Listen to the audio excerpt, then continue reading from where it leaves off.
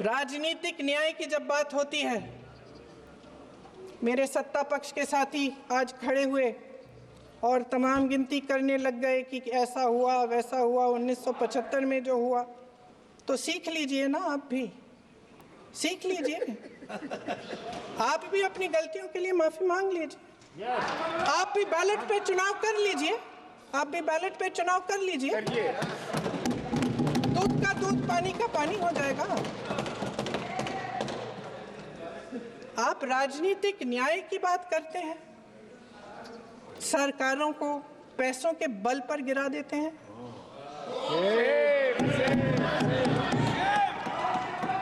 मेरा आग्रह है कि अपन संविधान में सकारात्मक बोले।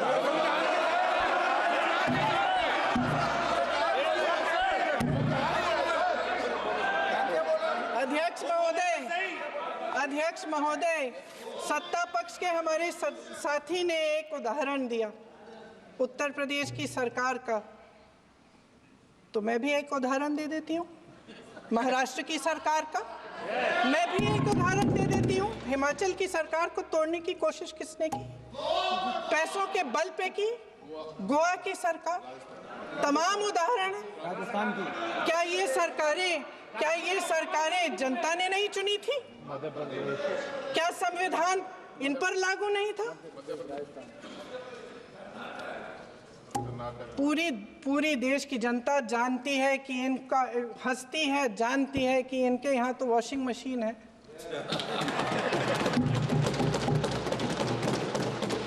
तो यहाँ से वहाँ जाता है वो धुल जाता है।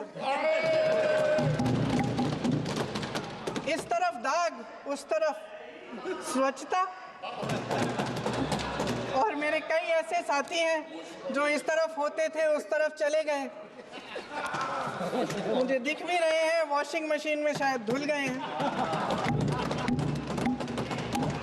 अध्यक्ष महोदय, जहां भाईचारा और अपनापन होता था, जहां हमारे संविधान ने एकता का सुरक्षा कवच दिया था, वहां शक और घृणा के बीज बोए जा रहे हैं। एकता का सुरक्षा कवच तोड़ा जा रहा है। प्रधानमंत्री जी यहाँ सदन में संविधान की किताब को यूं माथे से लगाते हैं, लेकिन संभल में, हाथरस में, मणिपुर में जब न्याय की गुहार आती है, उठती है, तो उनके माथे पे शिकन तक नहीं आता।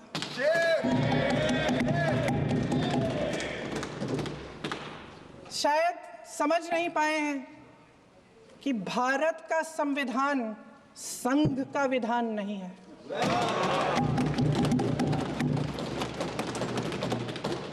भारत के संविधान ने हमें एकता दी, हमें आपसी प्रेम दिया। उस मोहब्बत की दुकान जिस पर आपको हंसी आती है, उसके साथ करोड़ों देशवासी चले। करोड़ों देशवासियों के दिल में एक दूसरे के लिए प्रेम है, घृणा नहीं है।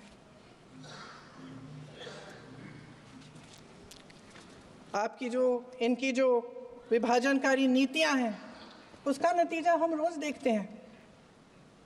राजनीतिक फायदे के लिए संविधान को छोड़िए, देश की एकता को भी ये रख नहीं सकते, इसकी सुरक्षा नहीं कर सकते। हमने संभल में देखा, मणिपुर में देखा। दरअसल इनका कहना है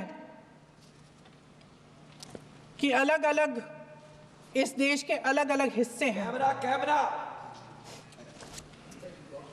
लेकिन हमारा संविधान कहता है कि ये देश एक है और ये देश एक रहेगा। जहां खुला विवाद होता था, अभिव्यक्ति का सुरक्षा कवच होता था, इन्होंने भय का माहौल पैदा किया है। सत्ता पक्ष के मेरे साथी अक्सर 75 सालों की बात करते हैं, लेकिन इन 75 सालों में ये उम्मीद, आशा, ये अभिव्यक्ति की ज्योति कभी थमी नहीं, कभी बुझी नहीं। इस देश की जनता ने खुलकर आलोचना की, निडर होकर धरने किए, प्रदर्शन किए। जब जब जनता नाराज हुई तब तब सत्ता को ललकारा, उसे चेतावनी दी, बड़े से बड़े नेताओं को कटघरे में खड़ा किया, उनसे जवाब मांगा, न्याय मांगा। इस देश के छोटे छोटे से नुक्कड़ की दुकानों में, चाय की दुकानों में, इस देश के घरों में, गलियों में, मोहल्लों में, अखबारों में, प्रकाशन घरों में, न्यायपालिकाओं में चर्चा कभी बंद नहीं हुई। लेकिन आज ये माहौल नहीं है। आज जनता को सच बोलने से डराया जाता है, धमकाया जाता है। पत्रकार हो या विपक्ष का नेता हो या किसी यूनिवर्सिटी का प्रोफेसर हो, छात्र संघ हो या कर्मचारियों का संगठन हो, सबका मुंह बंद कराया जाता है। किसी पे ईडी, किसी पे सीबीआई, किसी पे इनकम टैक्स, फर्जी मुकदमे लगवाए जाते हैं, जेल में डाल दिया जाता है, विपक्षी नेताओं को जेल में डाल दिया जाता है, उनको सताया जाता है। किसी को नहीं छोड़ा इस सरकार ने। देशद्रोही कह कह के उत्तर प्रदेश में मुझे याद है कुछ अध्यापिकाएं प्रदर्शन कर रही थी, उन पर मुकदमा डाल दिया देशद्रोही का, उन्हें देशद्रोही कह दिया। इन्होंने देश का पूरा माहौल भय से भर दिया है। इनकी मीडिया की मशीन झूठ फैलाती है, तरह तरह के आरोप लगाती है, और शायद वह भी भय में ही है। महोदय, मैं इस सदन को याद दिलाना चाहती हूँ कि ऐसा डर का माहौल देश में अंग्रेजों के राज में था। जब इस तरफ बैठे हुए गांधी की विचारधारा वाले लोग आज़ादी की लड़ाई लड़ रहे थे और उस तरफ वाली विचारधारा वाले लोग भय में रहकर अंग्रेजों के साथ साठ-गांठ कर रहे थे। लेकिन अध्यक्ष महोदय, भय का भी अपना स्वभाव होता है। भय फैलाने वाले हमेशा भय का खुद शिकार बन जाते हैं। ये प्रकृति का नियम है। आज इनकी भी यही हालत हो गई है। भय फैलाने के इतने आदी हो गए हैं कि खुद भय में रहने वाले हैं।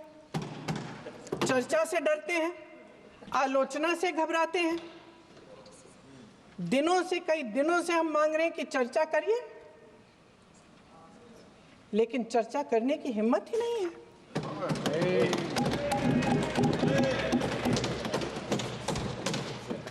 एक कहानी होती थी अध्यक्ष महोदय, शायद बचपन में आपने भी सुनी होगी। राजा भेष बदलकर बाजार में आलोचना सुनने जाता था। ये सुनने जाता था कि प्रजा मेरे बारे में क्या कह रही है, मैं सही रास्ते पे चल रहा हूँ कि नहीं। लेकिन आज का राजा, भेष तो बदलते हैं आज के राजा, शौक तो है उनको भेष बदलने का, लेकिन न जनता के बीच जाने की हिम्मत है और ना आलोचना सुनने की। महोदय, मैं तो सदन में नहीं हूं।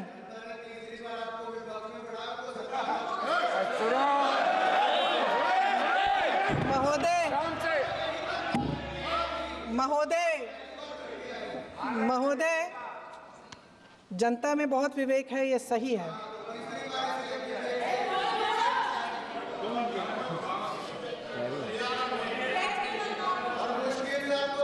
अच्छा महोदय, मैं सदन में नहीं हूँ, कुछ हाँ ठीक है, मैं सदन में नहीं हूँ, मात्र 15 दिनों से आ रही हूँ। लेकिन मुझे ताज्जुब होता है कि इन 15 दिनों में इतनी बड़े इश्यूज हैं, इतनी बड़ी बातें हैं, प्रधानमंत्री जी मात्र एक दिन के लिए शायद 10 मिनट के लिए दिखे हैं सब।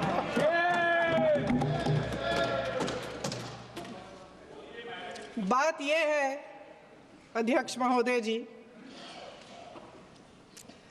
कि ये देश भय से नहीं, साहस और संघर्ष से बना है।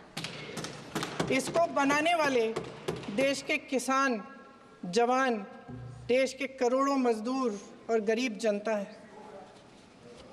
संविधान इनको साहस देता है। मेहनती मिडिल क्लास है और इस देश के जो करोड़ों देशवासी हैं जो रोजाना भयंकर परिस्थितियों का सामना करते हैं, उनको साहस देता है। वायनाड में जो आपदा आई, उसमें एक छोटा लड़का था 17 साल का। 6 घंटों के लिए उसने अपनी माँ को बचाने की कोशिश की। 6 घंटों के लिए आप सोच सकते हैं कि अगर नदी की धारा बह रही है, नाराज है, आप अपनी माँ को पकड़े हो, 6 घंटों के लिए पकड़े रखते हो कि मेरी माँ बच जाएगी, और अंत में वो माँ भी बह जाती है। उस लड़के का साहस, उन महिलाओं का साहस जो पीड़ित हैं लेकिन फिर भी अपनी लड़ाई लड़ रहे हैं, उन संभल के बच्चों का साहस जिनके पिताजी अभी अभी गुजर गए लेकिन फिर भी उनके सपनों को साकार करने की हिम्मत है, उनका साहस है, वो साहस इस संविधान ने दिया है।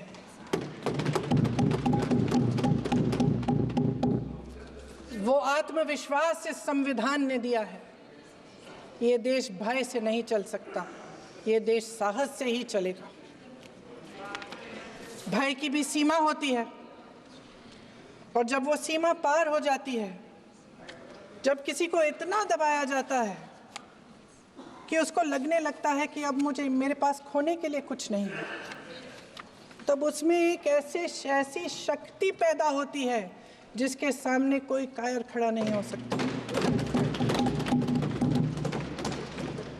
ये देश कायरों के हाथों में ज्यादा देर तक कभी नहीं रहा है।